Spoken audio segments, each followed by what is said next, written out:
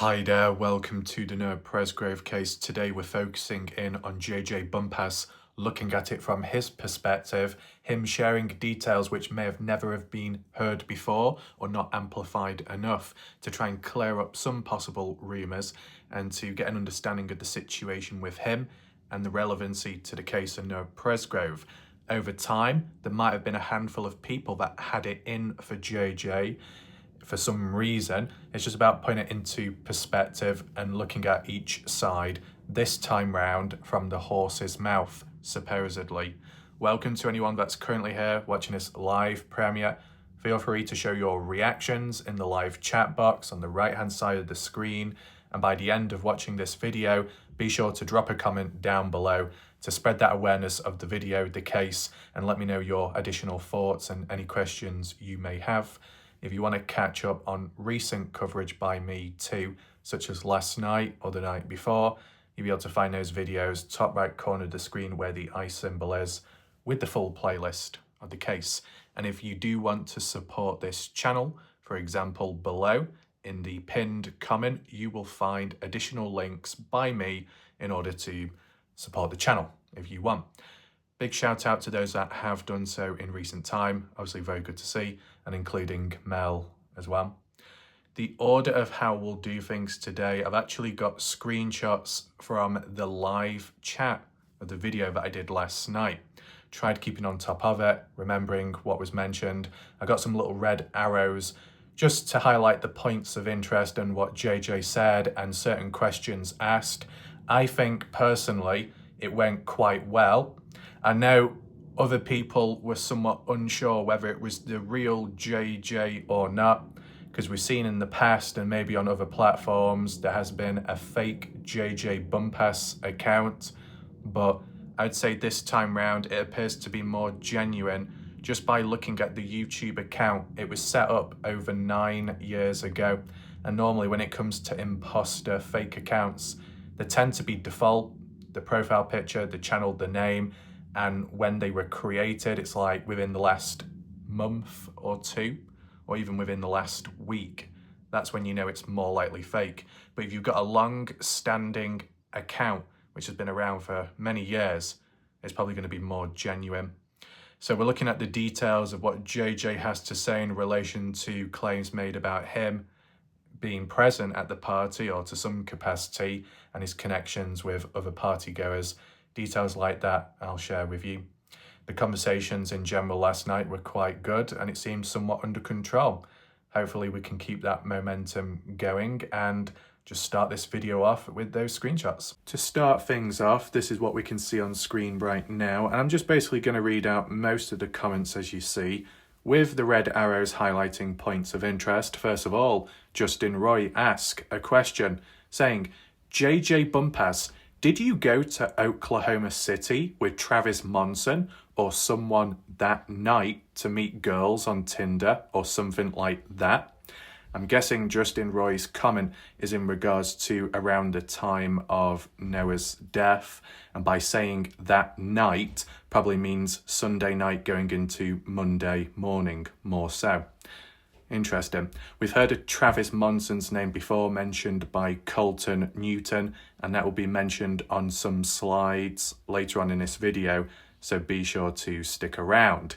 In terms of response, if you go down to the bottom of the screen, JJ responds to Justin's question and says, I went to eat with my buddy in Lawton, not Oklahoma City. Okay. Does that check out?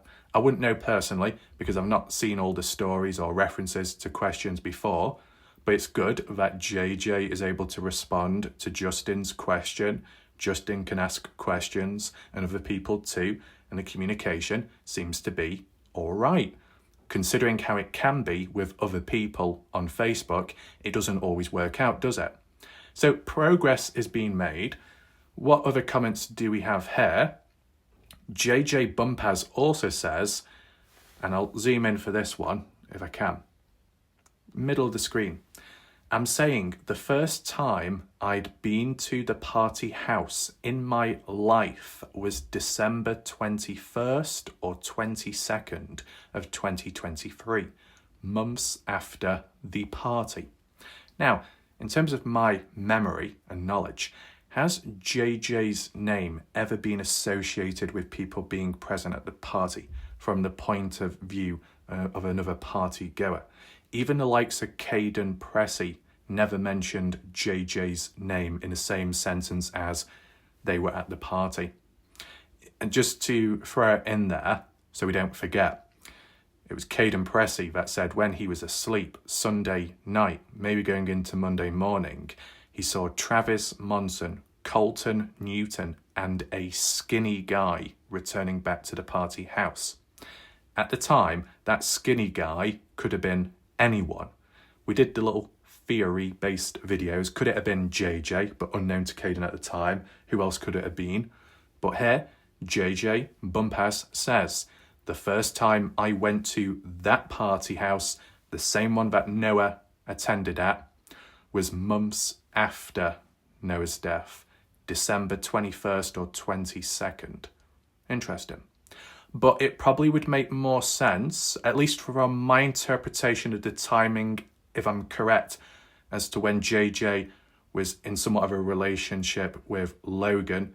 And if Logan was still living at that party house at the time and it being near Christmas, boyfriend, girlfriend, meeting up, getting together, meeting at one's house and so on, and maybe other people visiting too, it'd be very normal. I'd understand that. What else do you have? Skippy. I'm not convinced if it's the real JJ, but then none of us know who any of us are either. Oh, I think we do know some of us at the end of the day, because Skippy, I heard that you're the Coyote Whisperer. I think that says a lot already, man. CC, yep, I'm out, not putting up with this anymore. That's unfortunate. Popsky, okay, George, makes sense, I get. Okay, well, let's just move on to the next slide. So just let me know your reactions to seeing these details mentioned by JJ. Does it help you in understanding? What else do we have? Justin Roy.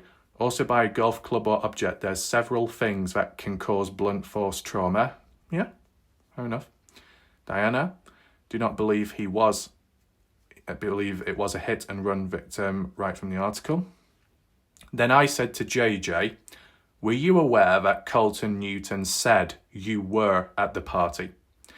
And JJ Bumpas responds with the red arrow. Yes, I'm well aware he said that. However, not true. Pretty a simple response by JJ, but it's appreciated. Michael Facecast says, I believe in actual photos with embedded metadata, not pictures of a phone screen. Lol. I mean, fair enough. I think at the end of the day, and this is just a question for Michael, feel free to respond if you want. What would you rather have? What would you rather pick?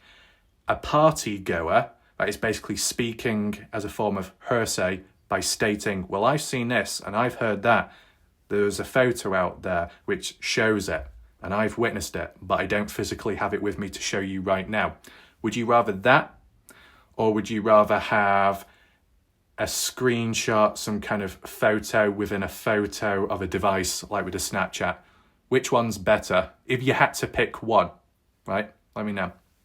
Because at least from my experience with other cases where it's been really dry for evidence and material, not much at all, but any effort made to get some material is better than nothing, as long as it's handled appropriately and the wool isn't pulled over your eyes immediately. As long as you keep a bit of balance, you can work with material which may or may not be true. Okay? What else do we have? R. Dutton. JJ Bumpas, will Caden Pecker testify for you? What else is mentioned here? Oh, yeah, JJ, I'm well aware. Yeah. Anything else? Thank you, JJ. According to autopsy, whether happened accidental or nefarious, she says that she keeps coming back to the details. Summit seems to have hit Noah on the left side of his head hard. Oh, there we go.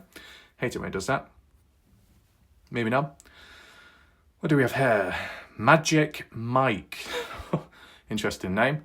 JJ, you don't need to prove shit. So there might be people that come on in here and there on my channel with a bit of an attitude problem. At the end of the day, any form of resistance isn't going to help the situation. To be honest with JJ, should he have to answer to people or even talk in the first place, if he's kept out of it, and he's never caused trouble, and there's not been any threatening comments. He should be able to do his own thing. He shouldn't need to be harassed or questioned. And if there have been people down the line that have been on a bit of a crusade or witch hunt to single out JJ and try and link him to the party, what's the deeper reason behind it? Some kind of unnecessary obsessions? Of course, along the way, I've done videos about JJ trying to understand what the hell's going on and what people are saying and try and make sense of the timelines present and go from there. And that's why we're doing like a full circle, or trying to, with this particular video today. What does Justin say? To Diana, exactly. Hit and run was ruled out very early on by police themselves. Surely that speaks volume, right? Based on true story says, well, Colton Newton was lied to about JJ's phone pinging at the party. So he said, well, JJ must have been there. Makes sense, right, if his phone pinged. Problem is, his phone didn't ping. It was a lie by Vanessa. Oh boy. So, if I just zoom in and you look at center of the screen, I'm just going to get some water for a second because my mouth's a little bit dry. We do have the odd Snapchat post conversation in regards to what Based is talking about. But also, it is unfortunate if a lie has been told in regards to JJ's phone. And regardless of who it links back to, as in the person that created that lie in the first place, whether it be Vanessa Salazar or somebody else, what was the bloody point of it then? What good does it do? Whether it be Vanessa or some other stranger that decided to create a default account on Snapchat pretending to be one of Noah's friends, and Colton Newton trusting enough to believe in that and speak what he's got to say and respond to a phone ping by saying, well, yeah, it must have been there. Was a timestamp given of JJ's phone ping at the party? Even if it's not true and it's a load of BS, in terms of Colton's response, it was a bit of a weak one. I couldn't understand what Based is getting at here, about saying, well, if the ping was there, where the party was, it must be true. You would hope to believe that, based off actual phone data, if it's true. But then again, it's the attitude and the wording. It wasn't worded like that. It was actually with more confidence, not like how it's been mentioned here by Based on. So we'll get to that later. And also, if you were at the party house, you might have a better idea whether JJ was there or not. But then again, maybe it depends on the day it fell on and when you were there and when someone else wasn't, and vice versa. But if it really was Vanessa behind that Snapchat account, what was the point? What was the gain at the end of the day? Was it in hopes of pinning the blame on an innocent individual like JJ supposedly? Is it because someone or something is working for somebody else to spread the dirt elsewhere and spread it far? But then, if that was the case, spreading dirt and pinning the blame elsewhere, the ones behind that and beyond, reaching out to people out there to try and change it up, especially if it's members of the general public. But then if it came to someone like myself, someone trying to bend things with me wouldn't quite work as well. That people would try and do the backdoor approach by reaching out to a member of the general public, a lower end person on the food chain, to spin a certain story, a claim, to then reach out to a key person in the case to manipulate them to get a more genuine response, to be able to use as some kind of evidence to force an agenda upon more masses of humans. And then it reaches up the hierarchy and food chain, so it eventually catches the attention of either authority, a higher end person, or even a content creator, someone like me. So then it's created, it's looked into, and then spread worldwide, and it just solidifies a lie. Is that the whole process in the food chain? Because since I've just done reverse engineering of it all, I don't think it's going to work out, is it? Because when it comes to the language and wording, or at least one tries to keep it somewhat balanced. And even, just know that even at the time when it may not feel or look like it, fast forward on a few weeks, months, whatever, later, might just happen to do a video on the opposite end of the spectrum. It's a perfect example would be the Kenny Veach case with the reptilian eye, where it looked like there was one there, went in on it, analysed it, looked at it a certain way. Fast forward on, saw it from a different perspective, and then covered that as well. So it can be done. It might just take time to see it in different ways. But if anyone had to guess, what was the point behind that Snapchat and the false claim about JJ's phone pinging at the house? What was the point? Who gained from it? Who benefited, really? Done as a joke or what? What else do you have? Annoyed mama. I asked who was lying, JJ or Colton. An infection can fester for weeks, even longer depending on the type of infection, can cause amputations, etc. Or sepsis as well. Skippy. So where does the ME get information for the autopsy reports if OHP or any other LE told them he got into whatever? Okay. Interesting chats here. What else? Eric Pedersen says, autopsy says, a black substance was in some of the road rash. Is black substance good enough? Sheesh. Right. Diana, she can say what she wants. That is direct from the investigation report. Then we got JJ Bumpas. And there we go. I'm not truly involved in anything. It's just been easy for y'all to put me in because of my past relationship with Logan. If not for that, y'all would have nothing to say of me. Interesting. Well, the way I look at it is, and we've got to interpret it from the perspective of other people more so than someone like me. Other people believed that JJ was with Logan specifically at the time of the party. But then I believe you had Alicia Lee elsewhere that said that wasn't the case. JJ came across Logan after the party onwards in November time. JJ can correct it if it's wrong, but it's like beyond, later, after. So that it would link to when JJ was to go to the party house for the very first time as like a visit, or it would be for a party, a get-together, or just to meet up with Logan, whilst being together at the time, and it being near Christmas, December, it would all link in the correct order and time frame, but it's beyond after Noah's death, meaning before or at the time of Noah's death, JJ just wasn't present. But other people have stated JJ was with Logan at the time of the party, and that with Noah sleeping on the floor next to Logan, the party house, Saturday night, JJ could have got jealous and then had it out with Noah after and killed him. That's what other people were stating. People were jumping in at the deep end there. And to my knowledge at the time, I was like, no, I don't think JJ was with Logan at the time of the party where Noah was present and sleeping on the floor next to her. I don't think that was the case. So it looks like I might be somewhat in line with what JJ is getting at here. That you take away Logan and the connection there, and with Noah being close to Logan in some way, if JJ's not connected at all, then there's no link or there's no motive or any darkness behind it. But I guess that phone ping, whether it be a true or more so a false claim made, that might have been a last-ditch desperate attempt in order to try and pin JJ's name to the party and in hopes of pinning the blame on him for the death of Noah. But why would anyone want to pin the blame on JJ Bumpas? Is there some kind of grudge, long-standing disagreement? Who has it in for JJ and why exactly?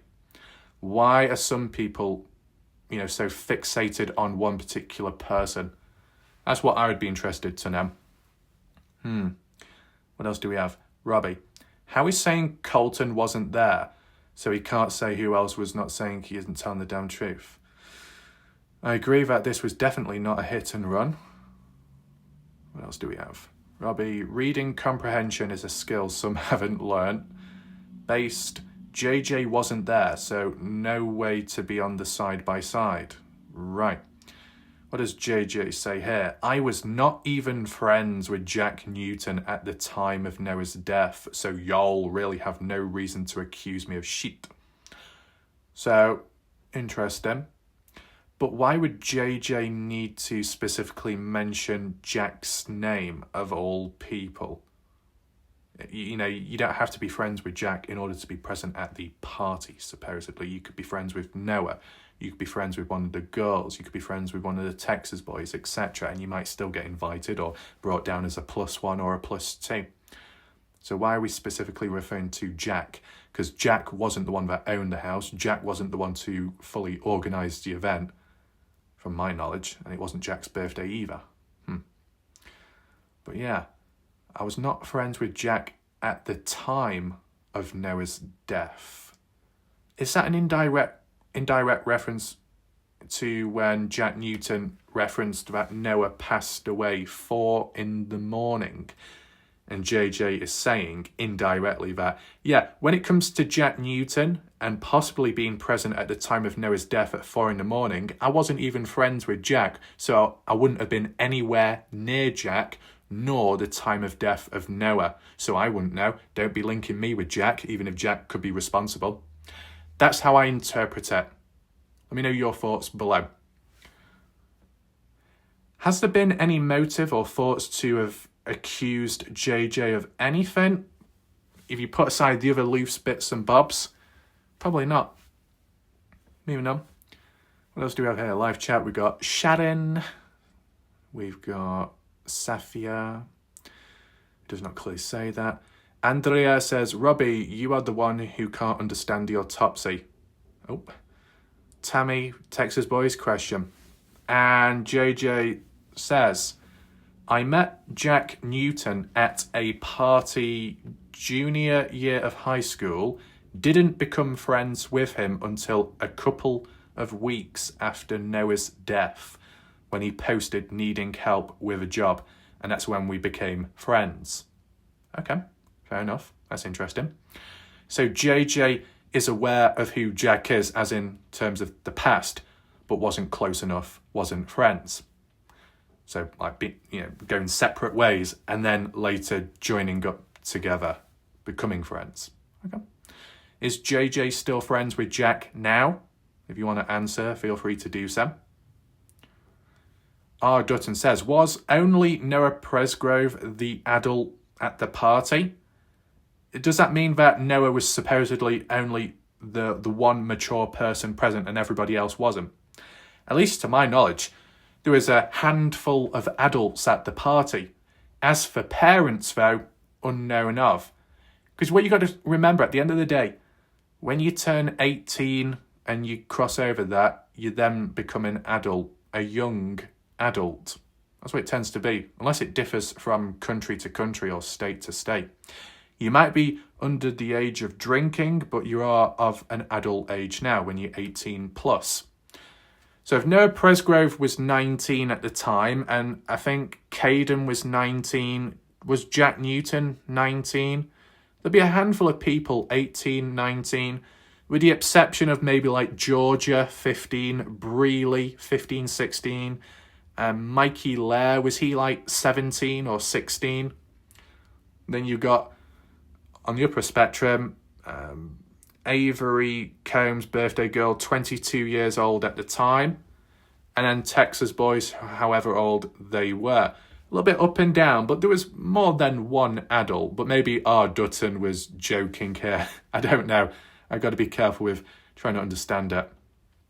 What's this? Tim Daniel says, were the Texas guys on the side-by-side? I mean, when you rule out the other guys that were asleep, and even Jack supposedly, there isn't that many people left, so Texas boys could be a shout, possibility.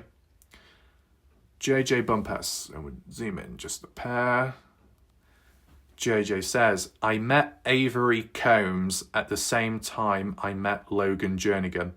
I actually was telling Avery to tell Logan to let me take her out a month later, and she FaceTimed Logan and let me speak to her.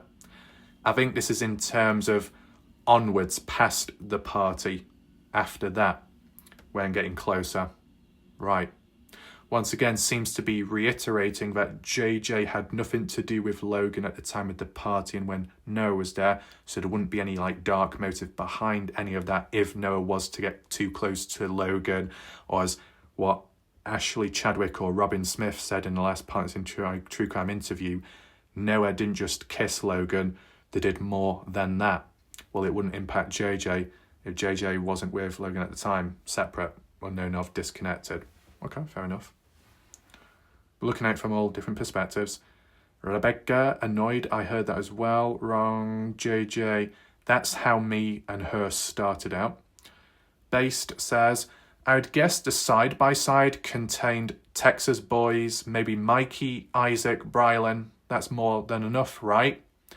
Problem is, it's down to the timing of the side-by-side rollover.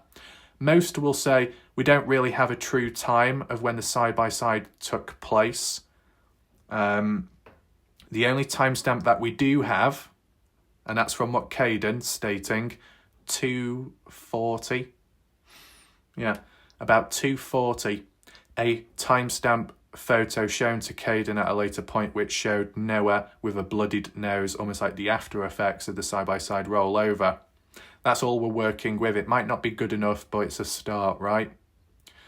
But obviously, if it's at 2:40, it would link in with Caden being asleep and unaware of what's going on. But as for Mikey, Isaac, Brylan, they should be asleep too. So they couldn't be involved in the side-by-side if it had happened at around 2:40 or just a little bit before. Likely, the side-by-side, if it was to involve Mikey, Isaac, Brylan, would have had to have occurred before 2 in the morning, because when Ken said he went to sleep at 2 a.m. onwards, the other guys were, I think, resting or sleeping. So there's that. Robbie, I hate the crazy rumours, people saying things in the autopsy that are not. Magic Mike, the police know the information just because we don't. JJ, I do not have a picture of me and Jack Newton at graduation. What? Or was he supposed to say, I do have a picture of me and Jack at graduation as proof that we were present around each other, just not friends? Either way, it's some interesting comments. Move on, next. Justin says, appreciate it. When did you first meet Logan? We probably already answered that before, depending on what order these screenshots are in. These live chats are admissible in court. Brooke Carter, my goodness, if Ellie haven't contacted him, I think that would be a sign. Safia says, buttered buns. Exactly. Shalyn says, Raf, it's raining outside the bloody weather. I know. It's raining. It was raining before, and it just won't stop. As soon as it gets wet, it's impossible to stop, unless the sun comes out, and that'll take time to dry things up. And that won't be happening anytime soon with the snow. Popsky, Queen Cobra, a troll. Look up the name. It's a lol cow I watch. Is that Sam? Interesting. Annoyed. Brooke, Ellie hasn't contacted anyone. Nice try, them. JJ seems to respond to Justin's question saying no. Okay, let's just double check. Justin says, when did you first meet Logan, JJ? And JJ responds, met Logan November 18th, 2023, Justin. However, did not hardly talk to her. Didn't first initiate anything until December 20th, 2023. And that's close, one day before when JJ went to the party house of where Logan was living at, I believe, at the time. That's interesting. Simple questions, simple answers, worded fairly well. Not that problematic, is it? Justin Roy. Brooke, Ellie hasn't contacted a lot of people from party. You don't find that odd? Michael Facecaz. To JJ, so the first time you were ever at the party house was almost 3 months after Noah died, so Colton is lying. And JJ says, yes, Michael. Is JJ agreeing to Michael's question statement as a whole, or just about in regards to when you first arrived at the party house, it was 3 months after Noah's death? And JJ says yes. Or does it also include about the point of Colton outright lying? See, that's the thing. The earlier comment mentioned by the other person, if I can find it, let me just reset the stupid image because it keeps zooming me out. Which one was it now? It might take some time. Was it this one? Based. Well, Colton was lied to. If Colton was lied to, for example, by Vanessa, then when it came to Colton agreeing or stating that JJ was at the party, Colton wasn't in the wrong. He was like misinformed. But then when we go to the later screenshot, which was here, JJ supposedly outright fully agrees with Michael along the lines of Colton is lying. And yet the other person was saying Colton was lied to. What? And then Colton turned into the liar. Depends how you look at it. It's interesting. What else do we have here? Brooke, Justin, common sense would mean they don't need them. Who else was on the other side? Jack said it was full of people, 5 to 6. Who would they be? That's a good point. Robbie Taylor says Lisa just spouts nonsense. Tim Daniel says Colton Newton wasn't there on Sunday either, though. He was with that Dalen guy and they went to Taco Bell. Taco or Taco Bell, regardless of how you say it, getting food away from the place. Now, there is problems with that, Tim, because how Tim words this is, Colton wasn't there Sunday either. To say either would mean Colton wasn't there before on a different day. So, Saturday then. If he wasn't there Sunday either, I guess that means he wasn't there Saturday either. Or, more so, Monday. At the end of the day, there is still conflict because of what Colton has stated himself, and further conflict with what Caden Pressey has witnessed at the time of Sunday, when Caden referenced he was woken up by Colton, Travis Monson, and a skinny guy returning back to the party house to get alcohol and almost like steal it. What does Tim Daniel have to say about that? What do other people think about it? I'd like to know your thoughts. And when we move to this Snapchat conversation, Colton said, I was at the party the night before Noah died, which would probably be Saturday. Fake person, or supposedly Vanessa, says, Noah told me Avery was always all over him. Colton, me and Carter played beer pong together and Jack got mad, so he didn't want me back the next night, which would be Sunday, when everything happened. Well, everything didn't happen Sunday, it was actually Monday. I don't know why people get so mixed up with it. It's a bit annoying. Anyway, he is too jealous for his own damn good, Jack, over here. Colton, not your place, but sure. She play with his head. Noah said she would tell Jack stories about men wanting her and it would piss Jack off. Oh God, we're back to that line again. Jack off. Colton, I was not at B-dubs with JJ, by the way. Right. JJ Bumpas at B-dubs, which is to do with Buffalo Wings. I think I remember that comment now. But then Colton later on Facebook said, I did say that, but I didn't know if JJ was there or not. I just knew that Travis wasn't. Also, I wasn't even there at the party, so y'all shouldn't be asking me who was and wasn't at the party. That sounds like a vague point by saying, I wasn't even there.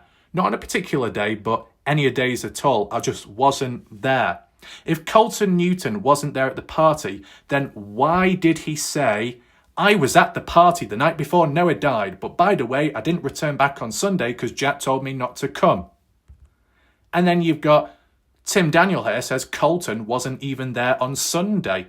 Well, that seems somewhat consistent with what Colton says here about not returning back on the Sunday, but it's not consistent with what Caden Pressey says, in which he saw Colton return back with Travis and with a skinny guy. It's a triangular stranglehold. But what adds more complexity to it is the fact that Tim Daniel says wasn't there Sunday either, meaning a day after that wasn't there, or a day before that wasn't there either. And if it's the day before that, well, then it conflicts with JJ by saying, I was at the party on the Saturday, how it's interpreted at least. And then Colton later backtracks and says, I wasn't there. That doesn't do any good. And in terms of this one, let's just see where about say what you want when I see videos of you and Travis with the fat ass JJ, then it's over. Colton responds, never true. Travis was with me. I know he didn't do anything. Well, it might be true that Travis was with Colton.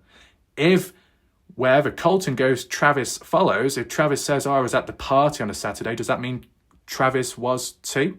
If Colton's there, Travis is. Well, we've seen the photos. The photos and the timestamps, from the looks of it, backs up that Travis was at the party. But why would Colton be almost like lying or covering Travis's back by saying he wasn't there?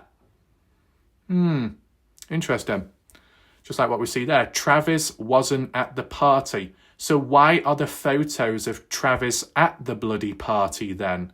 Photos of him in the background. Photos of him in the same bathroom Jack and Noah was later on, Monday, 1:50 a.m. Travis was in that, I think, on the Saturday with his pattern shirt, which kind of complemented the shower curtain in the background. Why lie about that? Why is Colton covering for Travis in some way? It's a bit of a travesty. Oh, boy. So, there are issues. I mean, as for JJ, not come across him much, but I wouldn't say I've had any negative run-ins or much problems or anything like that. In terms of the inconsistent people, it definitely seems to be Colton Newton very clearly and Jack at times. And then here and there, Caden Pressey when you compare his different interviews. So, it's just a little bit messy, but I wanted to throw it in there so you could see it yourself. And a bit down there about, oh yeah, JJ's phone pinged at the house and Colton says JJ was there, not Travis. So when you get the odd person trying to excuse JJ, was it there? Yeah, Colton was lied to about JJ's phone pinging at the party. So Colton said, well, JJ must have been there. It makes sense, right, if the phone had pinged at the place. Trying to, create like an excuse or an understanding for his mindset. And yet the way Colton responded here wasn't along the lines of, oh, wow, yeah, that must be true. I mean, I wasn't there, so I wouldn't really know. But if the phone pings, then it must be right. No, Colton outright says JJ was there, not Travis. There is more proof and evidence to say Travis was at the party compared to JJ being at the party. Yet Colton is the one almost like covering for Travis, but not JJ. What, is JJ the one thrown under the bus? Very interesting, because language and wording goes a long way, and to say JJ was there, it sounds very confident. Even if this fake person, was making it all up and telling Colton this is the reality, this is the situation, then Colton should have said, oh, I see, I didn't know. Well, that's interesting. But to say that, no, JJ was there, it's as if Colton already knew it before me actually mentioned it, when you look at it this way, the way it's worded. So, if JJ wasn't there but Colton said it with confidence, why would Colton be throwing JJ under the bus, if you interpreted it that way? And what else do we have here? Shannon again. Shout out to Shannon. Robbie Taylor. Justin. Did they say, I don't know who, or did they say it will not tell us? Serious question. But Justin Roy says, Warlight Raf, I won my $20 back. Just kidding. Appreciate you covering the case. Well, I appreciate that. It's a good thing that you're here. Now, I would just like to add on my additional thoughts and analysis from what we've looked at today. It's good being able to do this, and I will take it into my next time round. The odd few people here and there have suggested that I look at the live chat of a video premiere. Take in mind, these live chats on video premieres, like what you see right now on screen on the right-hand side, they do save, okay? Any naughty behaviour, we'll be able to see it afterwards. But it's also good for like when people answer questions and there's comments and all kinds of references made. You can look back, you can take notes. Can be a bit full on in terms of trying to read it all on screen, but it's somewhat manageable. And because there's not hundreds of people watching, the chat isn't that full. You know, if there was like hundreds, well then it might be a bit difficult. But at the moment, it's manageable. And that's why I've got the screenshots that I have. I have already done it in the past when it was needed. And I thought today was like another time to do it. There are additional posts on Facebook, putting things into perspective, comparing and contrasting, getting hold of little screenshots and statements made, trying to tie it all together with someone's timeline or to counter another. I will get to that in a separate video. That could be done tomorrow or the day after when there is time, but I wanted to catch up with something relevant right now, something quite fresh and from a different perspective, and even from arguably the horse's mouth, because you don't get that often enough. When it comes to YouTube, who knows who else that could be watching, right? There might be 5 to 10 people participating in the live chat, but there could be 20, 30 other people watching in the background, including maybe some ex-party goers or ex-friends of another individual or friends to somebody else. You never know. Like with the Idaho 4 Brian Koberger case, early on, Brian Koberger was supposedly watching certain true crime channels and even commenting in the chat, which is a little bit creepy. You never know. Anything could happen. But at least here, it gives people a place to share thoughts and comments, and it's somewhat under control. And, you know, if it ever gets a bit wild, I don't even need to worry, because what we've got right now is a bodyguard. And again, just over there, I have a lion. Why do I have a lion? I don't know. It's just decided to show up out of nowhere. Just laying about, being a bit lazy. I'll come and collect him in a second. Because when it comes to the chat and people say things are getting a bit negative or a bit too heated, it's not always like it. But when it is, it's still in the name of the case, which is better than nothing. There'll be other times, though, where people may have slightly double standards, where they'll attack or have a go at someone for being a bit too light-hearted or a bit soft or warm. But, when it comes to full-on drama or conflict, that's perfectly fine. Pick and choose, then we get a bit of a problem. So, if people want to act up, people want to be wild animals, you know, feel free to do that, because we've got this on. Get over it, man. There we go. No animals harmed. No animals harmed. Just put him there. Can you just rest for a second? No? Okay. So, when I'm busy, this person can monitor the chat. Okay? Check how things are going, see if everything's okay. You understand? Yeah? You know, all those kitty cats out there, yeah? Kitty cat 1, kitty cat 2, wild cat, cougar, gorilla here, kangaroo there, a pack of coyotes, some wolves. What else is out there in this chat?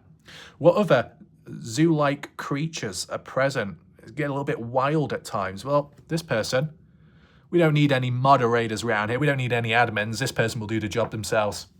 That was a tail as well. There we go. Woo. So, is there anything else to mention? Well, let me just sit back down for a second. Hello. It's fucking hell, breathing down my neck. Calm down. So, when it comes to this particular case, fucking hell, it's wrapping its arms around me. Easy, boy. Well, it better not be a boy. Fucking hell, that'd be a bit gay. But no, let's just get a bit of focus here. When it comes to the party house, when it comes to the talk of girl trouble and interactions, there is probably, the ratio is more males to females at the party. And sometimes that can be an uneasy feeling in a way. At that particular party itself, it seemed relatively okay. And even with Cade and Pressy reiterating, saying how Georgia, safe hands, it's all fine and okay. No photos taken of her. But then elsewhere, I'm sure Alicia worded it as in other people were taking photos of Georgia. Never seen them. Only saw 2. One's a screenshot from a video, if you was to pause it, from Cade and Pressy's point of view, earlier on at 10:40, 10:50. The other one being at 1:42, I think, in the morning Monday, when Georgia's outside throwing up and then Caden's taking a photo. So I don't know where the proof or the points are that other people were taking photos of her after that, when at the time, in that little conversation, relevant then when the first one was taken to Caden, Alicia said, make sure no one takes photos of her and follow her if she goes to the toilet to make sure she's okay. And Caden didn't follow all the way through because he was either preoccupied or doing other stuff or went to sleep, based off, depending on the timing of it. But yeah, there's that. But yeah, to refer back to some people in relationships with one another at the time and then others not, but maybe flirting, moving from one person to another, like past the parcel, and with alcohol as well, things can get a little bit dodgy at times. And then whether it be true or false claims or just rumours about Avery or another person giving some kind of oral exercise to a much older individual, it gets all kinds of wild there, doesn't it? And then even the likes of Ashley Chadwick and also Robin Smith actually saying how Noah Presgrove and Logan kissed and probably did more than that as well. And that's said by Noah Presgrove's family members who weren't even there at the party, but supposedly know that's what happened. Interesting. The references to Jack Newton being with Carter Combs, met or got close together a couple of weeks before the party started from what Jack says, but then Robin Smith, Ashley Chadwick say it was actually months before. So then why are we minimising? Why are we lowering the timescale of when one another met or got close, got together? What's that all about? Then you got the arguments with Jack and Noah, who started what in terms of the girl trouble and flirting. And from Caden's perspective, it was actually Noah yelling, starting it off with Jack, because Jack was the one that flirted with Noah's girlfriend behind his back. And that girlfriend wasn't present at the party, so it must have happened maybe on a different day previous. So why would it take all day for Noah to then have a go at Jack? How did Noah find out about Jack flirting with Noah's girlfriend at the time? That'd be a good thing to know as well, wouldn't it? So a lot of theme, a lot of tension, a lot of conflict and misunderstandings and energy building when it comes through girl trouble and interactions at the party. Is there any other unknown things? Who knows? Even the argument on the front porchway between Avery and Carter to do with boy trouble, as in, oh, he left, he didn't come back, whether there was a blame game or not.